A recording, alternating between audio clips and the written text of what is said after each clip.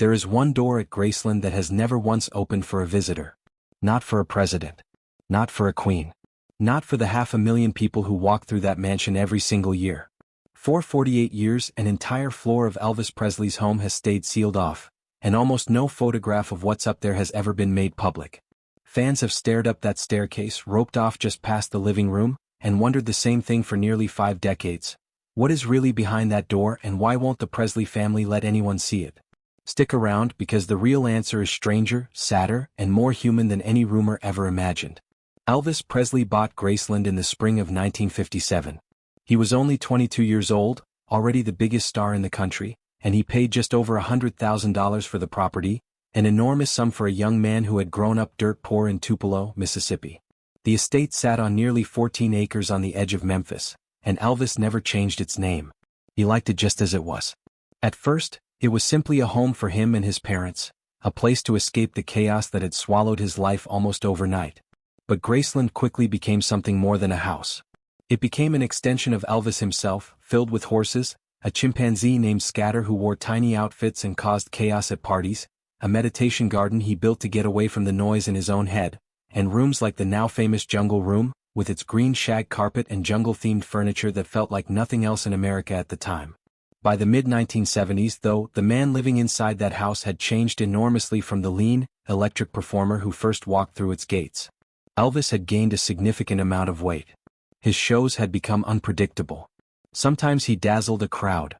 Other times he forgot lyrics or seemed unsteady on stage. Behind the scenes, something far more serious was happening, and most of the public had no idea how serious it really was.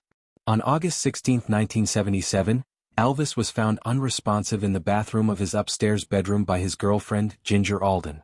His road manager and close friend, Joe Esposito, rushed in and began CPR while paramedics were called. He was rushed to Baptist Memorial Hospital in Memphis, but doctors could not revive him. He was pronounced dead that afternoon at the age of 42. The news tore through the country almost instantly. Radio stations interrupted their programming. Fans openly wept in the streets. The king of rock and roll was gone. That same evening, the county medical examiner told reporters that Elvis had died of cardiac arrhythmia, essentially that his heart had simply stopped. It was presented as a natural, if tragic, death. But even at the time, plenty of people close to the situation suspected there was more to the story. The full toxicology results, which came out later, showed multiple prescription medications in his system, painkillers and sedatives among them, the kind of combination consistent with years of heavy prescription use rather than a single sudden event. His personal physician, widely known as Dr. Nick, had been prescribing him enormous quantities of medication in the final years of his life, and Dr. Nick would later be investigated, put on trial, and ultimately stripped of his medical license years afterward. He always maintained that he was trying to manage Elvis's very real health problems and slowly wean him off the drugs rather than cut him off outright, a claim that remains debated by fans and historians to this day. Some later researchers, including author Sally Hodel in her book examining Elvis's medical history, have argued that undiagnosed genetic conditions may have made him far sicker than the public, or even his own doctors, fully understood at the time. Whatever the full truth, it's clear that the polished natural causes explanation handed to the public that August evening was, at best, only part of the picture. In the days after his death, nearly 100,000 people came to Memphis to say goodbye. They lined the streets outside Graceland's gates, and inside the house, Elvis was laid out in a white suit for viewing. On August 18th, a procession of white Cadillacs carried him through the city to Forest Hill Cemetery, where he was buried beside his mother, Gladys, the woman he had always been closest to. It seemed, for a moment, like the family might finally be allowed to grieve in peace. That peace did not last.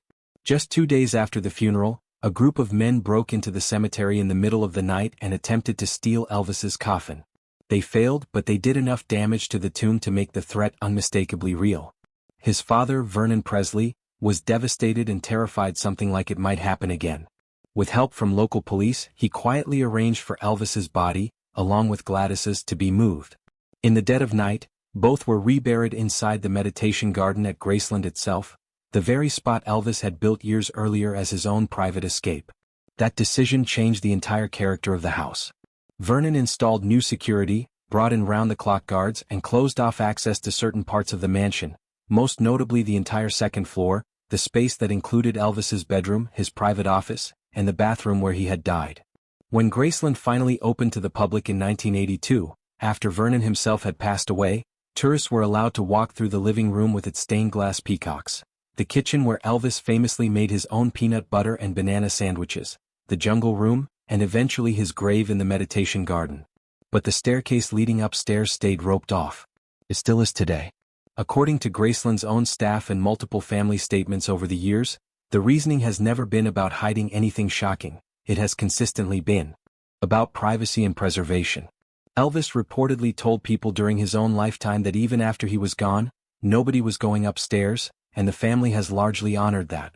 His ex-wife, Priscilla Presley, his daughter, the late Lisa Marie Presley, and a small circle of trusted staff have been among the only people allowed up there since 1977. Even visiting heads of state and dignitaries touring Graceland have been turned away at that staircase. The rooms are reportedly kept essentially frozen in time, preserved as they were the day Elvis died, which is itself part of why the family has been so protective of the space.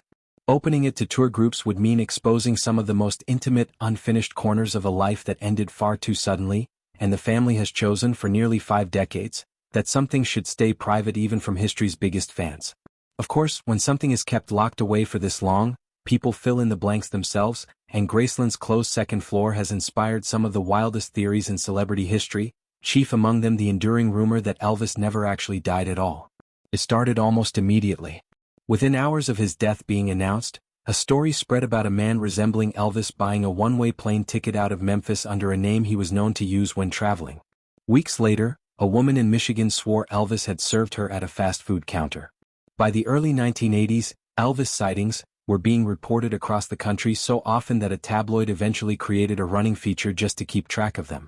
Believers pointed to odd details, an unusually heavy coffin, a closed casket after a public viewing, even a spelling variation on his headstone, as supposed proof that something didn't add up. None of these claims have ever held up to scrutiny, and the official record, including the autopsy, funeral witnesses, and decades of consistent family testimony, all point to the same sobering conclusion. Elvis really did die that day, worn down by years of health problems and heavy prescription use that the people around him failed to stop in time. The sighting stories, however fun they've been for pop culture, tend to distract from that harder and more important truth.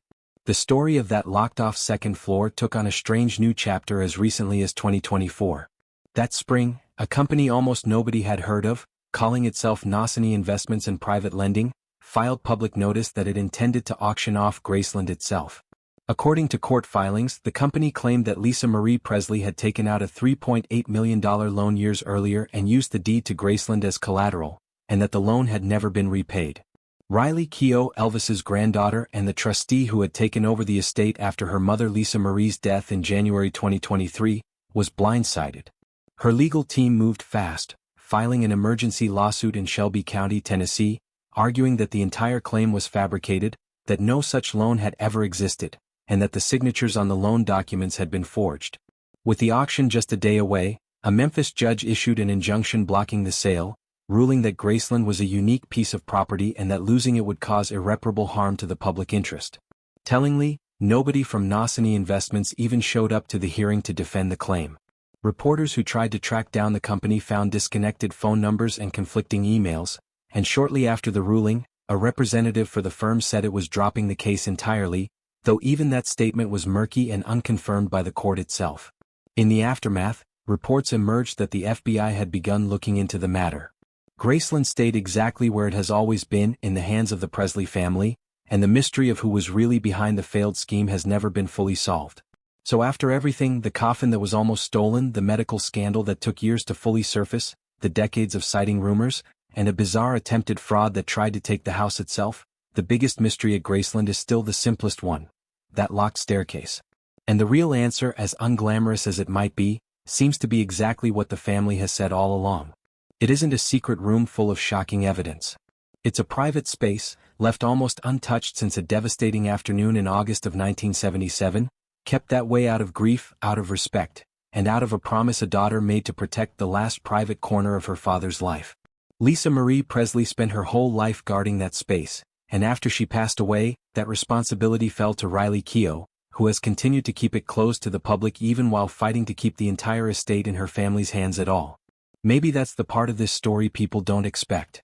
Not a hidden identity, not a body double, not a stash of forgotten treasure behind a locked door, but a family that, even 50 years later, is still trying to protect one man's privacy after the whole world already took everything else from him. Elvis Presley gave audiences his voice, his image, and ultimately his health. The one thing his family has managed to keep just for themselves is that single floor at the top of the stairs, and given everything else that's been taken, argued over, and nearly stolen from his legacy, it's hard to blame them for holding on to it. Thank you for watching. If you enjoyed this look into the real story behind Graceland's most famous locked door, make sure to like, comment, and subscribe for more. And check out another video on your screen right now. See you in the next one.